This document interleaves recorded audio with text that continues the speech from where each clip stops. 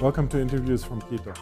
My name is Gregory Wilpert, and today we have with us Ernesto Samper, who is the Secretary General of UNASUR, the Union of South American Nations, and also the former President of Colombia. Thank you very much for joining us. Es un placer estar con ustedes en este programa. I would like to start with something recent. Just recently, the presidents of Venezuela and of Colombia met here in Quito to discuss the issues around the border between the two countries, and was also with the mediation of UNASUR and CELAC. And I'm just wondering if you could tell us a little bit about the role that UNASUR had in this particular case, particularly since UNASUR has had now is building up a trajectory or a legacy of conflict resolution within South America. UNASUR es un escenario político que nació para preservar unos valores regionales, esencialmente la paz, la democracia y los derechos humanos. Las diferencias que se presentaron entre Colombia y Venezuela llevaron a UNASUR a pedir que hubiera una reunión bilateral entre los dos jefes de Estado. Ante el fracaso de mecanismos como la OEA y la imposibilidad de convocar a una reunión de cancilleres, el escenario que quedaba era el escenario bilateral. Y UNASUR trabajó activamente con algunos mandatarios de la región, particularmente con el presidente Correa, por ejemplo, y cancilleres de la región, los cancilleres de Brasil, de Argentina, para que acercaran las partes y se pudiera dar esta reunión. El papel de UNASUR es solucionar diferencias regionales, pero dentro del ámbito regional.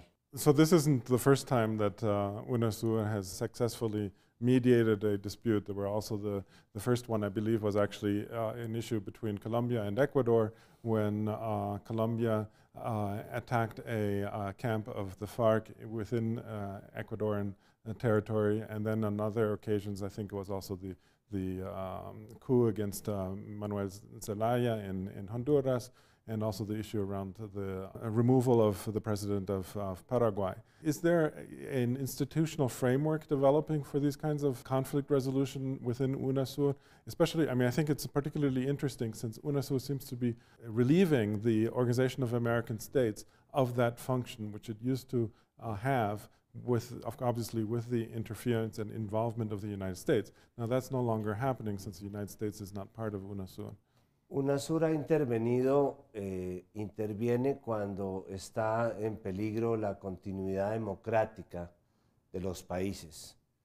No solamente ha intervenido en los casos que usted ha mencionado, también intervino cuando hubo la decisión del gobierno colombiano de colocar bases militares que de alguna manera podían amenazar a Venezuela, cuando se intentó desconocer las elecciones en Venezuela, cuando se presentaron unos brotes segregacionistas en Bolivia, cuando se dio el golpe policial aquí en Ecuador.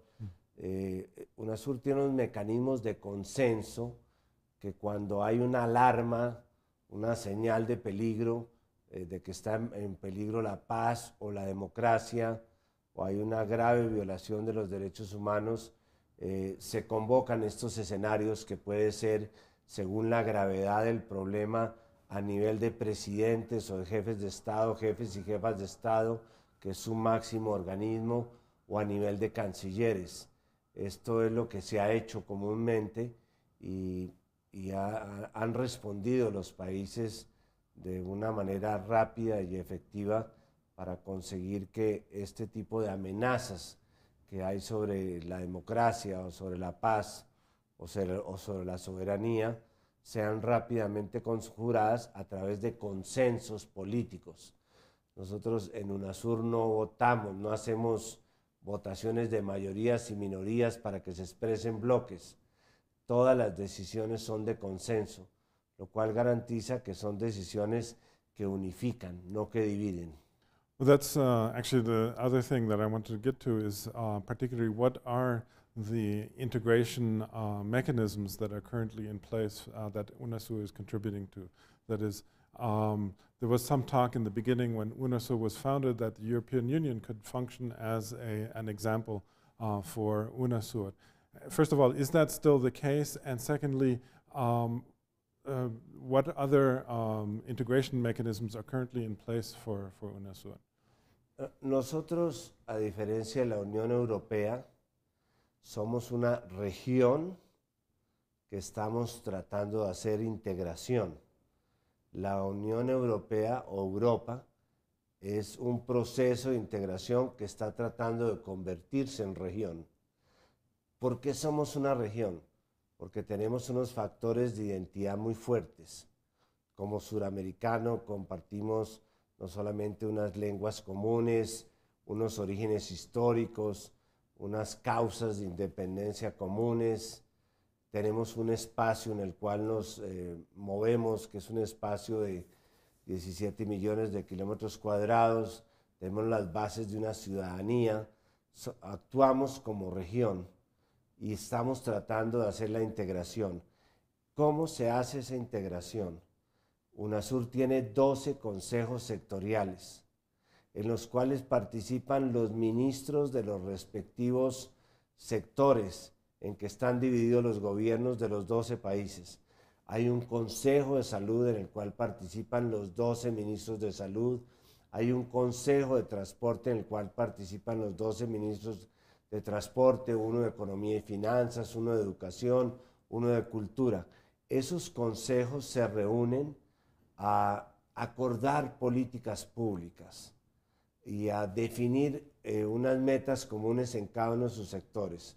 Por ejemplo, en el Consejo de Salud estamos trabajando un banco de medicamentos, de precios de medicamentos, para que los suramericanos puedan saber cuánto les están costando los medicamentos que están consumiendo. Y ese mismo proyecto incluye una mapa de los sitios donde podríamos producir productos genéricos para reemplazar las drogas que nos están vendiendo las empresas transnacionales a unos precios exorbitantes. Ese es un tipo de los propósitos de integración que tiene UNASUR, que son proyectos muy concretos que responden a políticas públicas que han sido concertadas por los ministros de la región. Pero el proceso de la carpintería de la integración ya la hacen los mecanismos subregionales, como puede ser Mercosur, como puede ser el ALBA, como puede ser la Alianza del Pacífico o la Comunidad Andina. Con esos procesos tenemos una mesa de convergencia y nos estamos reuniendo periódicamente para aproximar los esfuerzos que se están haciendo en cada uno de esos sitios, en cada uno de esos procesos sobre la integración. Some of the major integration projects that have been mentioned in the past were, for example, developing a common citizenship for UNASUR, or a common passport at least, the Bank of the South, the infrastructure project known as IRSA. Where are some of those projects now? Are they moving forward? What is the status of those? Because it seems to me that those projects would be particularly emblematic or particularly important for an integration process. Es verdad, Gregory. El proyecto de ciudadanía suramericana es el proyecto, uno de los proyectos más importantes de UNASUR. ¿En qué consiste? En garantizarle a los suramericanos, a los 400 millones de suramericanos, unos derechos fundamentales. Por ejemplo, el derecho de salir de la región. Entonces estamos trabajando una política de defensa de los 26 millones de suramericanos que viven afuera de la región para protegerlos de brotes xenófobos, de medidas de migración policivas que les puedan hacer daño. El derecho a regresar, que es todas las políticas de retorno que se están trabajando para que los suramericanos vuelvan a su región. El derecho de moverse dentro de la región. Hoy día, con su cédula ciudadanía suramericana de cualquier país, usted puede moverse por cualquier país suramericano, pero además, con la visa de Mercosur ampliado, usted puede trabajar, solicitar una visa de residente en cualquier país de Sudamérica. Y adicionalmente estamos trabajando un programa de movilidad académica para que cualquier estudiante de Sudamérica pueda estudiar en cualquier universidad, pueda hacer su posgrado en cualquier universidad de la región y más adelante, si lo conseguimos, que le valgan su título profesional para ejercer la profesión. Y adicionalmente a eso estamos trabajando un proyecto para que cada persona se pueda llevar sus prestaciones sociales, si trabaja en Ecuador y quiere pensionarse en Argentina, que lo pueda hacer en Argentina, si estudia en Chile, que pueda trabajar en Venezuela. En fin, es un proyecto en que todos los suramericanos sientan que tienen los mismos derechos como suramericanos que hoy día tienen como nacionales. Ese es el proyecto de ciudadanía. Y el proyecto de infraestructura, hemos identificado 7 proyectos o megaproyectos que son fundamentales para integrar la región. Por ejemplo, el ferrocarril de Antofagasta a Paranagua, que integra 7 países. El sistema de hidrovías del Río de la Plata, el acceso nororiental al río Amazonas, la carretera que une a Surinam y Guyana. Son 7 proyectos fundamentales en los cuales lo que hemos hecho es poner un gerente para que a cada uno de esos proyectos le busque la financiación, la viabilidad. Si en el curso de los próximos 5 años logramos terminar esos proyectos, Suramérica ya no sería solamente una región desintegrada, sino una región integrada. Y si a eso le añadimos una propuesta que estamos trabajando para decretar los cielos abiertos en Sudamérica, es decir, que cualquier aerolínea pueda cubrir la ruta que quiera, vamos entonces a tener una integración física mucho más efectiva.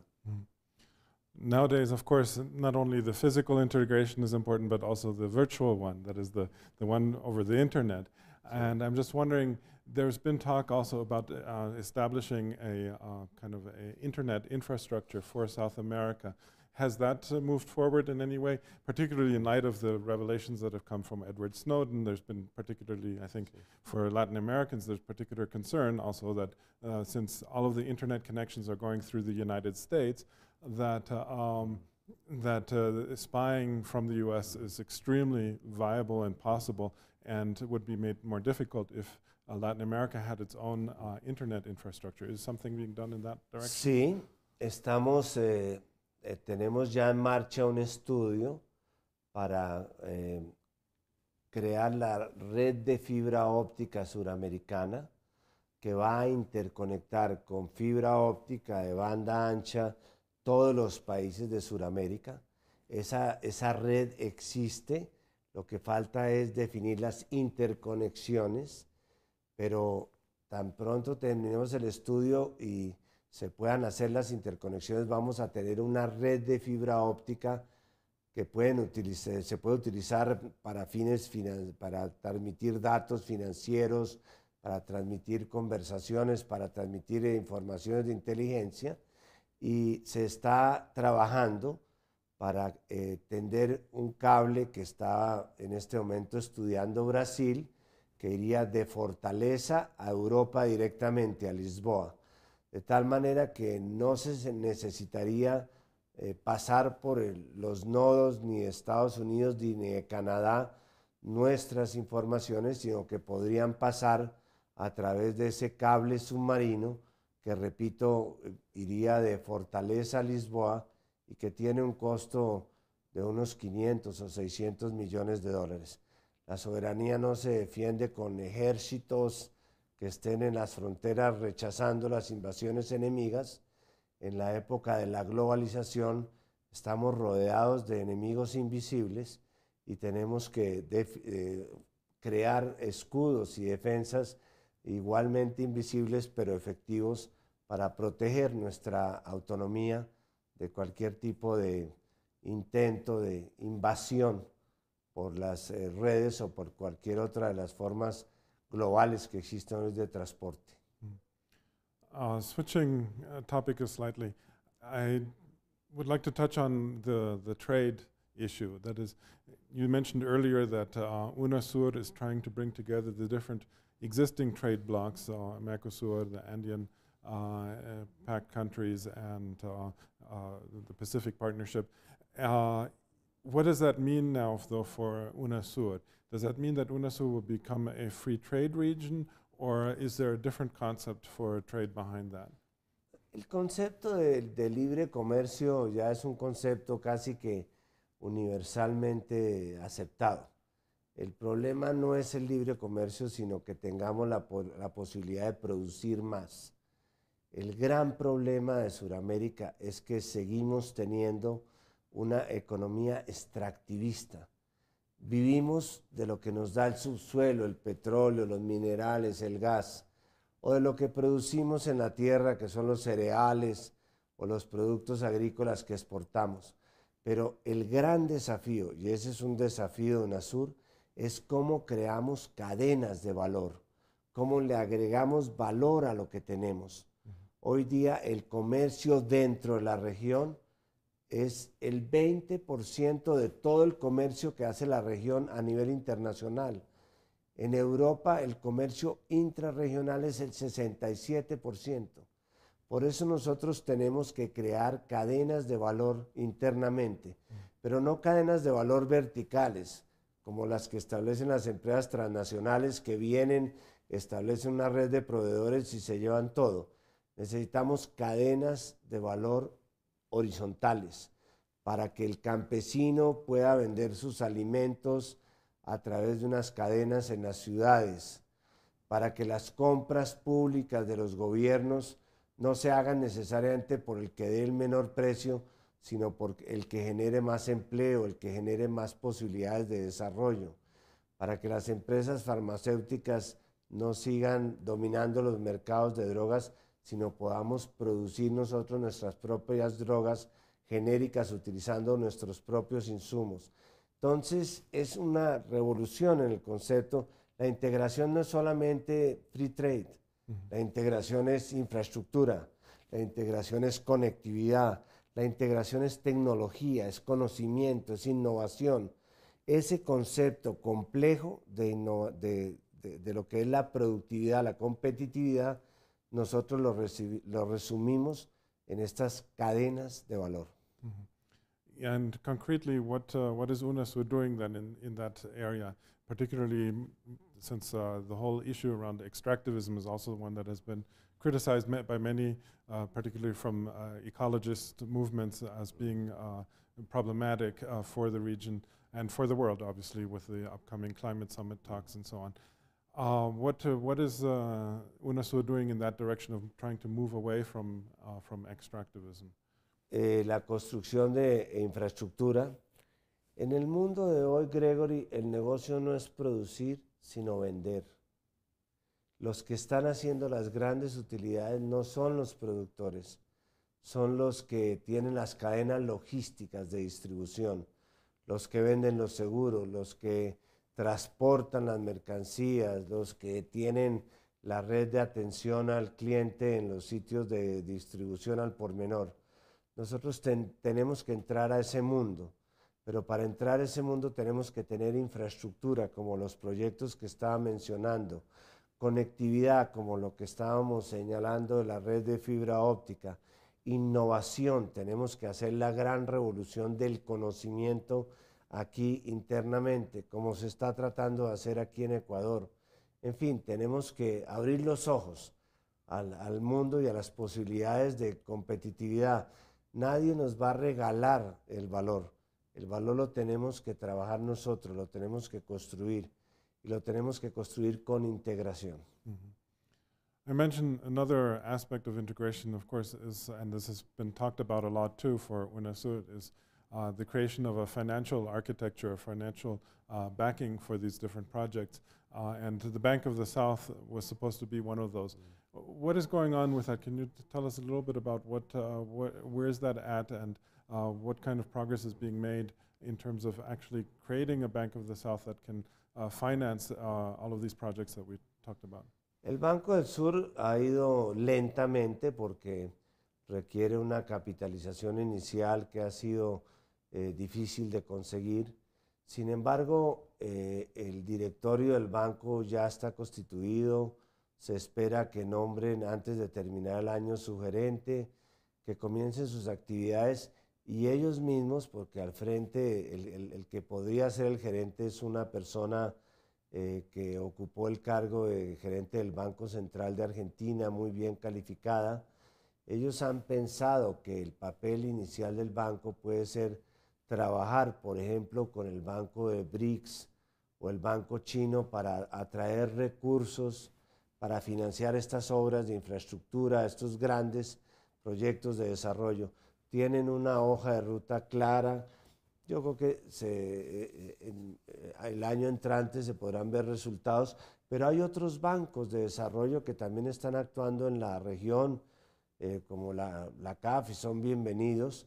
Lo que nosotros hemos propuesto es que dividamos las estrategias financieras de la región sin pensar en quién las va a atender para que no haya un conflicto ya de intereses o competencia.